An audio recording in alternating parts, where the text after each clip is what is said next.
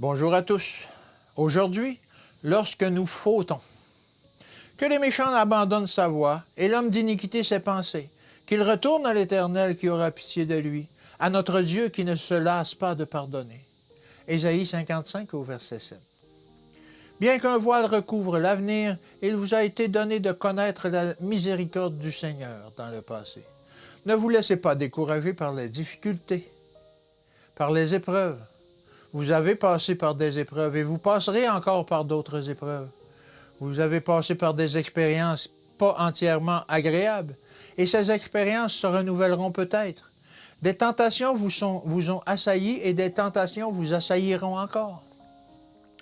Nous ne savons pas ce qui nous attend, mais nous savons que nous avons le privilège de remettre notre âme à Dieu comme à un Créateur fidèle.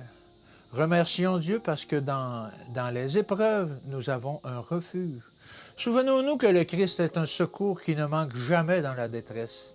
Les promesses de la parole de Dieu sont riches, complètes et généreuses. Dieu est avec nous, il prend soin de nous. Dieu nous a révélé en Christ, notre Sauveur, qui est à l'image du Dieu invisible. Oh, comme nous pouvons nous tenir près du ciel. Celui qui m'a vu a vu le Père, a déclaré le Christ.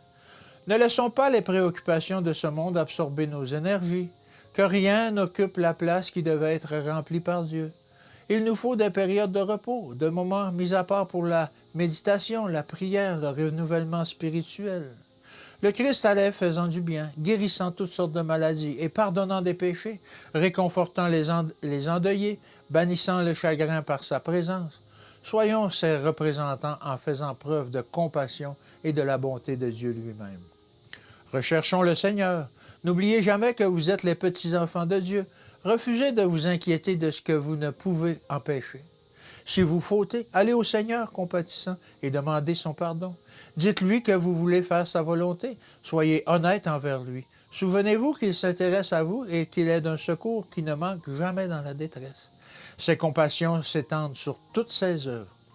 Nous avons le privilège d'ouvrir notre cœur et de laisser entrer le Sauveur. Louons-le pour l'éclat de sa présence. Que notre expression et nos paroles reflètent le rayonnement de son amour. Sa joie sera alors en nous et notre joie sera complète. Le souffle de la vie est plus abondant et il doit inspirer le travail de toute notre vie. Nous serons ainsi liés les uns aux autres et à Dieu. L'amour du Christ doit faire partie de notre expérience. Alors nous nous aimerons les uns les autres comme le Christ nous a aimés. Que Dieu vous bénisse et qu'il vous garde. Et je vous dis à demain.